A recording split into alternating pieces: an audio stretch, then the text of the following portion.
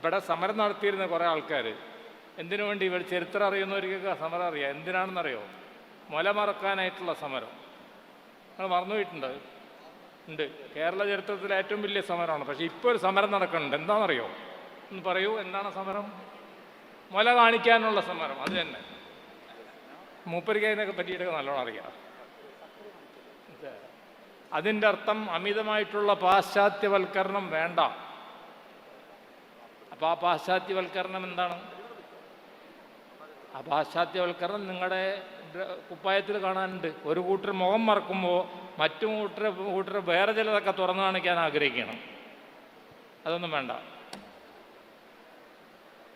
ഉള്ള മാതിരിയൊക്കെ നടന്നാൽ മതി. നിങ്ങളുടെ പൂർവികരൊക്കെ നടക്കണ മാതിരി തന്നെ നടന്നാൽ മതി. അതിൽ കുറച്ച് അങ്ങോട്ടും ഇങ്ങോട്ടും ഒക്കെ നമുക്ക് ആക്കാം. മനസ്സിലായി? അതിൽ കുഴപ്പമൊന്നുമില്ല. ലേശമൊക്കെ അങ്ങോട്ടും ഇങ്ങോട്ടും ഒക്കെ ആക്കിയാൽ അത്യാവശ്യം ചെറിയ കോഴിക്കാലൊക്കെ കാണിച്ച് നടക്കുന്നുണ്ട് കുറച്ച് ആൾക്കാർ. അതിനെനിക്ക് വലിയ വിരോധമൊന്നുമില്ല. അത് പിന്നെ മുജാഹിദുകൾ നടക്കണ മാതിരിയാണ്, അല്ലെങ്കിൽ നമ്മുടെ മതപണ്ഡിതന്മാർ നടക്കണ മാതിരിയാണെന്ന് കൂട്ടി വെച്ചാൽ മതി. ലേശം ട്രൗസറൊക്കെ പൊക്കി വെച്ച് നടക്കുന്നുണ്ട്. ഞങ്ങളുടെയൊക്കെ ട്രൗസർ, ഇവിടെ ഇരിക്കുന്നവരൊക്കെ ട്രൗസറൊക്കെ നേർക്ക് തന്നെ ഇരിക്കുന്നു. മനസ്സിലായോ? അതിലെനിക്ക് വിരോധമില്ല.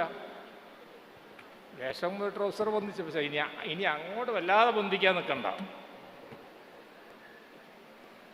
അവിടെ നിൽക്കണ്ടോ അവിടെ നിന്നാൽ മതി. അതിനെക്കാട്ട് അധികം പൊന്തിക്കണ്ടാവും. എൻ്റെ അർത്ഥം മനസ്സിലായോ? കാരണം സൽവാർ കമ്മീസാണ് നിങ്ങൾ കൊടുത്തിട്ടുള്ള ഡ്രസ്സ്. അപ്പം നമ്മൾ വിചാരിച്ച് ഇതിന് എന്ത് ചെയ്യാനാണ്, ഇനിയൊന്നും കാണിക്കാൻ ബാക്കിയുണ്ടാവില്ലാന്ന്. ഇതാ കിടക്കണത്, അത് പൊന്തിക്കൊണ്ടിരിക്കുന്നു.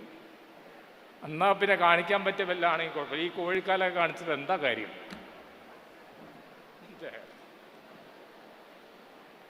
KFC-യിൽ കൊണ്ടുപോയി കാണിക്കുകയോ അല്ലെങ്കിൽ ചിക്കിങ്ങിൽ കൊണ്ടുപോയി കാണിക്കുകയോ ചെയ്താൽ കുഴപ്പമില്ല. അത് ഞങ്ങളുടെ മെഡിക്കൽ കോളേജിലുണ്ടെന്നത്.